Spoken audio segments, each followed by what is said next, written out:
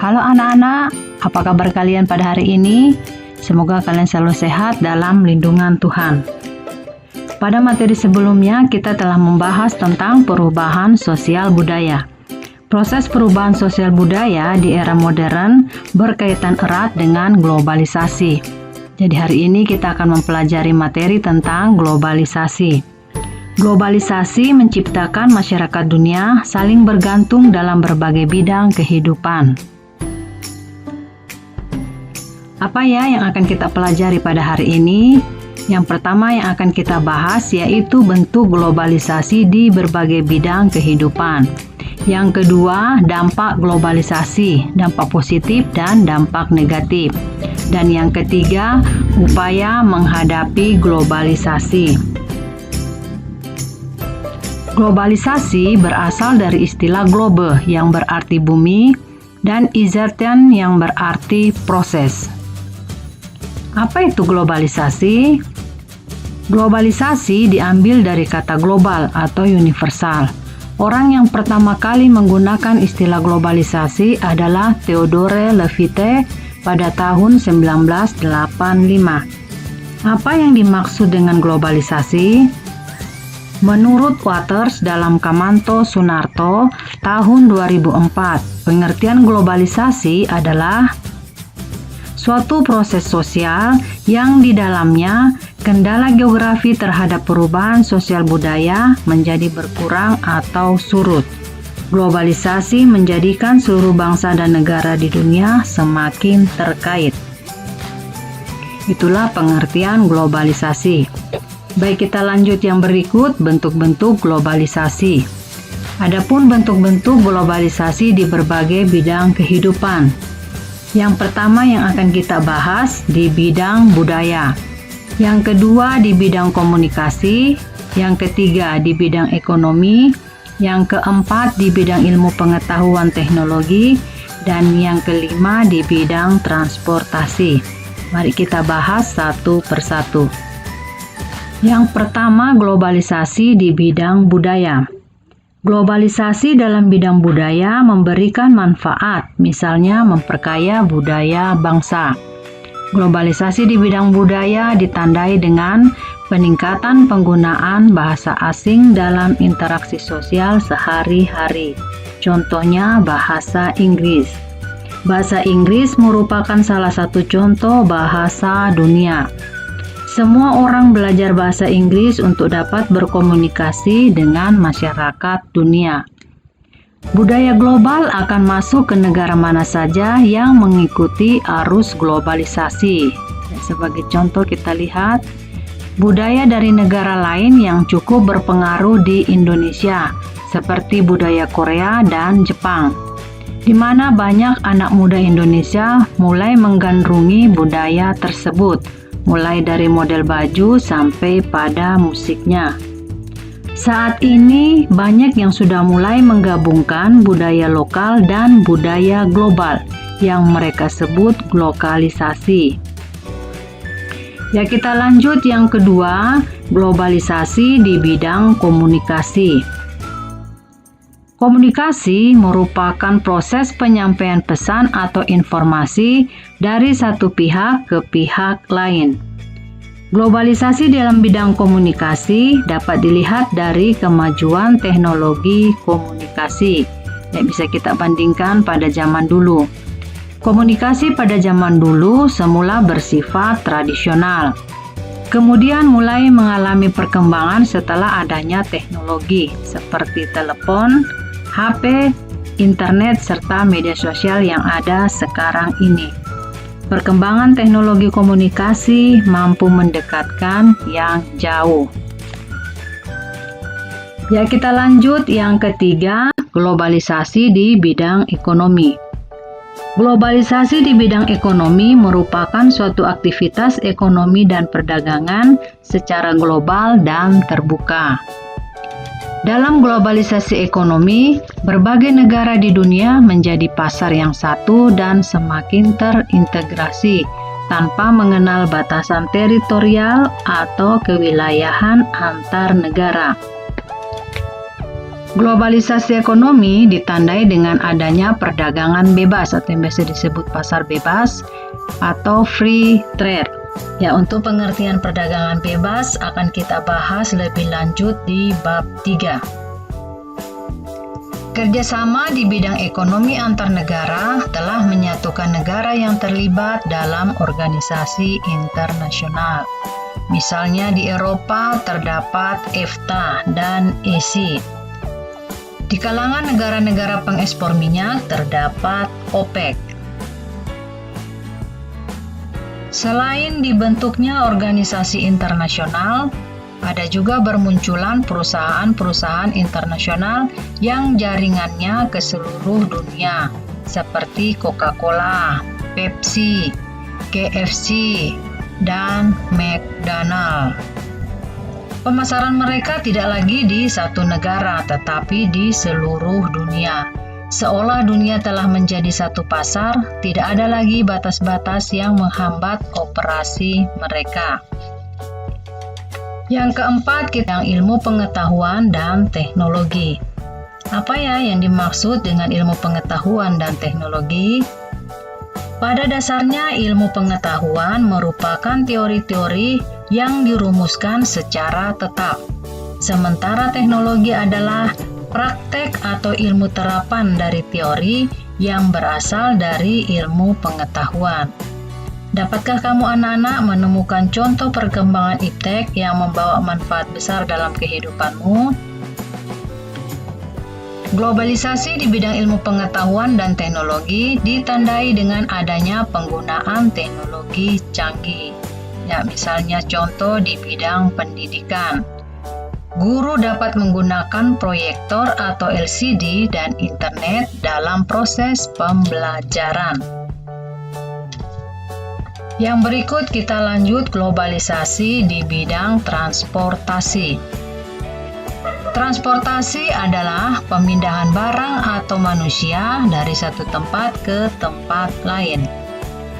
Dengan teknologi transportasi yang semakin canggih, manusia dapat mengangkut barang atau manusia dalam jumlah besar dan waktu yang singkat melalui transportasi udara, transportasi laut, dan transportasi darat. Ini ada salah satu contoh transportasi di negara Jepang, yaitu kereta listrik atau yang disebut Shinkansen. Peranan transportasi sangatlah penting dalam suatu negara. Misalnya produsen, distributor, ataupun konsumen membutuhkan transportasi dalam melakukan aktivitasnya. Yaitulah bentuk-bentuk globalisasi di berbagai bidang kehidupan. Globalisasi mempunyai banyak manfaat dan pengaruh bagi masyarakat di dunia. Namun di sisi lain, globalisasi juga membawa pengaruh atau dampak positif. Apakah kamu dapat merasakan pengaruh positif yang terjadi dari globalisasi? Berikut kita akan membahas dampak globalisasi, yaitu dampak positif. Yang pertama yaitu berkembangnya ilmu pengetahuan dan teknologi. Perkembangan ilmu pengetahuan dan teknologi di berbagai bidang kehidupan membawa pengaruh positif dalam masyarakat. Kita bisa lihat contoh dalam bidang pertanian. Dengan perkembangan teknologi yang telah diterapkan, mampu meningkatkan hasil produksi pertanian. Selain itu juga mendapat keuntungan. Yang kedua, meningkatnya efektivitas dan efisiensi. Coba perhatikan gambar di samping. Kegiatan pada gambar menunjukkan pemanfaatan teknologi internet dalam penjualan tiket pesawat. Kita bisa membeli tiket secara online. Adapun pembayaran tiket dilakukan dengan cara transfer, yaitu melalui ATM atau SMS banking. Apa yang dimaksud dengan efektivitas dan efisien? Efektivitas dapat diartikan sebagai pengukuran keberhasilan dalam pencapaian tujuan yang telah diinginkan.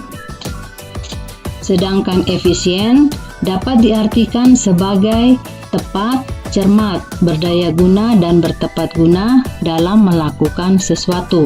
Dengan kata lain, Efektif adalah melakukan tugas yang benar, sedangkan efisien adalah melakukan tugas dengan tepat. Yang ketiga, dampak positif globalisasi, yaitu perekonomian negara semakin meningkat. Globalisasi perekonomian mampu membawa banyak manfaat positif. Salah satu dampak positif kehadiran globalisasi ekonomi adalah semakin berkembang dan menggeliatnya perekonomian sebuah negara. Yang keempat, meningkatnya taraf hidup masyarakat. Meningkatnya perekonomian suatu negara pada akhirnya akan membuat peningkatan taraf hidup masyarakat. Yang kelima, komunikasi makin cepat dan mudah. Ya, kita bisa bandingkan zaman dulu dengan zaman sekarang. Dulu kita membutuhkan waktu yang lama untuk berkomunikasi dengan saudara atau kerabat yang jauh. Dengan adanya media komunikasi seperti HP, sekarang kita lebih mudah untuk berkomunikasi. Yang keenam, berkembangnya dunia pariwisata. Tempat-tempat wisata di Indonesia semakin dikenal masyarakat dunia lewat berbagai teknologi seperti internet dan media sosial. Melalui media internet atau aplikasi, menjadikan tempat-tempat wisata yang dikunjungi oleh wisatawan dengan mudah diketahui orang lain. Yang ketujuh, berkembangnya alat komunikasi dan keterbukaan informasi. Misalnya salah satu contoh, apakah kamu pernah menyaksikan berita di televisi, atau membaca artikel koran secara online, atau mengunduh berbagai informasi? Ya, dengan berkembangnya alat komunikasi dan keterbukaan informasi, kalian dimudahkan oleh media internet. Ya, itulah beberapa dampak positif dari globalisasi. Globalisasi selain sebagai peluang, ternyata dapat menjadi ancaman. Sebagai contoh misalnya, dengan perkembangan teknologi informasi melalui peralatan canggih telah menjadikan berbagai informasi antar bangsa dapat diakses tanpa pengawasan negara. Ya, untuk mengetahui dampak negatif globalisasi, kita akan bahas sama-sama. Yang pertama, dampak negatif globalisasi yaitu westernisasi. Apa ya yang dimaksud dengan westernisasi? Apakah kamu pernah mendengar istilah ini? Westernisasi adalah suatu perbuatan seseorang yang mulai kehilangan nasionalisme dengan meniru atau melakukan aktivitas kebarat-baratan. Yang kedua yaitu demoralisasi. Demoralisasi atau dekadensi moral, atau bisa disebut menurunnya akhlak moral. Jadi demoralisasi adalah menurunnya atau merosotnya akhlak atau moral seseorang. Ciri dari penurunan moral ini salah satunya ditunjukkan dari perilaku yang bertentangan dengan nilai dan norma dalam masyarakat. Yang ketiga, kesenjangan sosial ekonomi. Apa yang dimaksud dengan kesenjangan sosial ekonomi? Kesenjangan sosial ekonomi adalah perbedaan yang tajam antara satu kelompok dengan kelompok lain dalam bidang sosial dan ekonomi. Ya, kita perhatikan gambar di samping. Gambar di samping menunjukkan salah satu contoh bentuk kesenjangan sosial ekonomi yang biasa terdapat di kota besar. Mengapa kesenjangan sosial ekonomi terjadi? Kesenjangan sosial ekonomi dapat terjadi karena pembangunan dan modernisasi tidak dilaksanakan secara merata dan berimbang. Yang berikut, kriminalitas. Kriminalitas dapat disebut juga sebagai segala bentuk tindakan yang melanggar norma hukum. Tindakan kriminal yang dilakukan semakin bervariasi, mulai dari cara sederhana sampai menggunakan teknologi canggih dapat kita temukan sekarang ini. Kriminalitas yang dilakukan saat ini seolah ikut memanfaatkan arus globalisasi. Bahkan, perkembangan media hiburan, media massa atau media sosial lainnya turut berperan dalam memicu terjadinya tindakan kriminal di kalangan masyarakat. Yang kelima yaitu kenakalan remaja. Kita bisa lihat di sini, vandalisme dan tawuran. Vandalisme dan tawuran merupakan salah satu gejala kenakalan remaja yang banyak ditemukan di sekitar lingkungan kita. Vandalisme atau mencoret-coret fasilitas umum. Yang keenam yaitu pencemaran lingkungan. Masuknya perusahaan asing dan pembangunan sebagai proses dari globalisasi telah membawa perubahan pula dalam lingkungan alam. Proses globalisasi yang tidak dibarengi dengan analisis masalah dan dampak lingkungan atau AMDAL sering menimbulkan malapetaka, yaitu berupa pencemaran lingkungan. Yang terakhir yaitu individualisme yang semakin tinggi. Coba kalian perhatikan gambar berikut. Apa yang dimaksud dengan individualisme?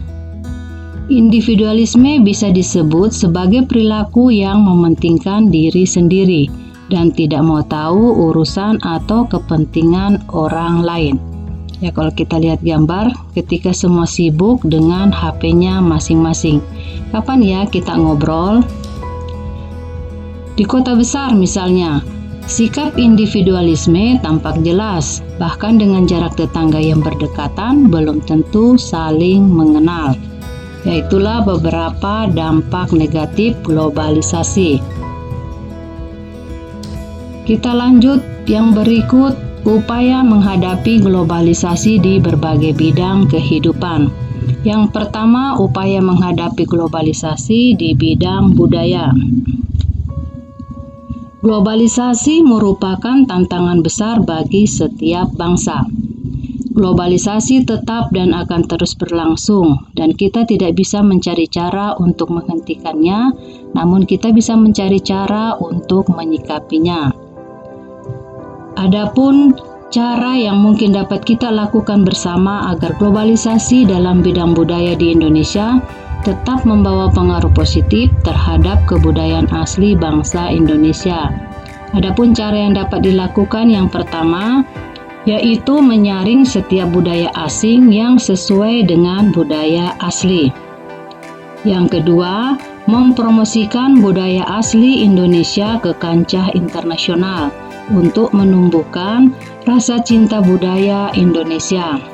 Yang ketiga, menggunakan produk-produk asli Indonesia. Yang keempat, memperkuat persatuan dan kesatuan untuk melindungi klaim budaya oleh negara lain. Yang kelima, memanfaatkan serta mempublikasikan budaya Indonesia. Dan yang berikut, berpegang teguh pada nilai agama, spiritual, dan memupuk rasa kebinekaan. Berikut kita lanjut upaya menghadapi globalisasi di bidang ilmu pengetahuan dan teknologi. Tindakan apa yang kamu lakukan untuk menghadapi globalisasi di bidang ilmu pengetahuan dan teknologi? Upaya menghadapi globalisasi di bidang ilmu pengetahuan dan teknologi diantaranya dapat ditempuh dengan menyaring informasi yang baik dan bermanfaat. Selain itu, diperlukan adanya pengawasan dari semua pihak agar informasi yang beredar di masyarakat tidak membawa dampak negatif, terutama untuk kalangan muda. Yang pertama, berkompetensi dalam kemajuan ilmu pengetahuan dan teknologi. Yang kedua, meningkatnya motif berprestasi. Yang ketiga, meningkatkan kualitas atau mutu sumber daya manusia agar mampu bersaing. Dan yang keempat, selalu berorientasi ke masa depan. Kita lanjut yang ketiga, upaya menghadapi globalisasi di bidang ekonomi. Pada dasarnya, negara-negara di dunia Terdapat dua kutub dalam menyikapi globalisasi ekonomi. Kutub yang pertama adalah negara-negara maju. Negara-negara ini mendukung pelaksanaan globalisasi. Sementara di kutub yang kedua, yaitu negara-negara yang menolak pemberlakuan perdagangan bebas di dunia. Negara-negara ini biasanya merupakan negara-negara yang memiliki sumber daya alam yang banyak, tetapi sumber daya manusia yang mengolahnya terbatas. Beberapa upaya yang harus dilakukan dalam menghadapi globalisasi dalam bidang ekonomi, yaitu pertama, menyiapkan sumber daya manusia yang kompeten dan kompetitif. Yang kedua, melaksanakan standarisasi dan sertifikasi bagi perusahaan dan lembaga pemerintah. Yang ketiga, menghilangkan praktek-praktek KKN, korupsi, kolusi, dan nepotisme. Yang keempat, mendorong pengusaha lokal berkompetisi secara sehat. Dan yang kelima, mendorong masuknya produk kreatif dan inovatif dari masyarakat Indonesia. Upaya menghadapi globalisasi di bidang komunikasi. Komunikasi yang berkembang pada era globalisasi sangat besar manfaatnya dalam kehidupan masyarakat. Namun demikian, penggunaan alat komunikasi juga sebaiknya dilihat kebermanfaatannya. Upaya yang dapat dilakukan dalam menghadapi globalisasi di bidang komunikasi. Yang pertama yaitu memilih dan memanfaatkan alat komunikasi demi kemajuan bangsa. Yang kedua, memilih dan memanfaatkan alat komunikasi secara tepat dan sebaik-baiknya dengan fungsi dan kebutuhan.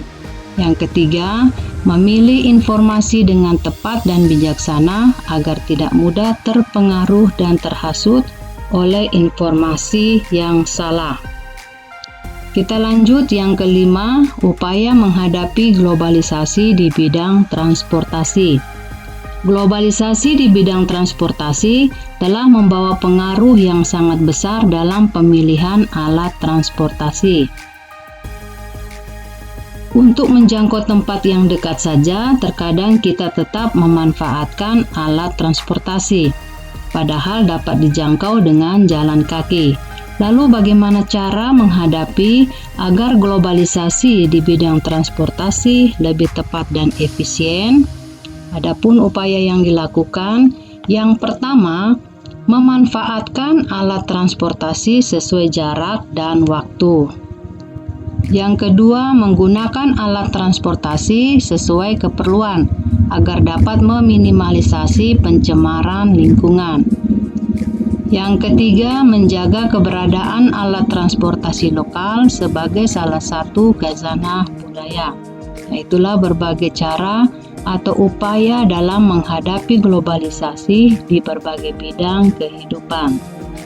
Upaya yang dilakukan dalam menghadapi globalisasi tersebut hanya bersifat mengantisipasi agar tidak terjadi pengaruh globalisasi yang negatif. Globalisasi agar dimanfaatkan secara tepat dan bermanfaat. Jadi, melalui upaya dan sikap yang tepat, diharapkan dapat memperkukuh persatuan dan kesatuan bangsa. Dapatkah kamu menemukan cara lain dalam upaya menghadapi globalisasi? Yang terakhir, bagaimanakah sikap kalian dalam menghadapi perubahan sosial di tengah globalisasi untuk memperkukuh kehidupan kebangsaan? Yang pertama yaitu menanamkan dan mengamalkan ajaran-ajaran agama. Yang kedua, menanamkan dan mengamalkan nilai-nilai Pancasila. Yang ketiga, memperkuat jati diri bangsa. Dan yang keempat, menumbuhkan semangat nasionalisme. Baik anak-anak, demikianlah materi kita hari ini tentang globalisasi. Jika masih ada yang belum jelas, silahkan kalian bertanya. Sekian dan terima kasih. Sampai berjumpa kembali.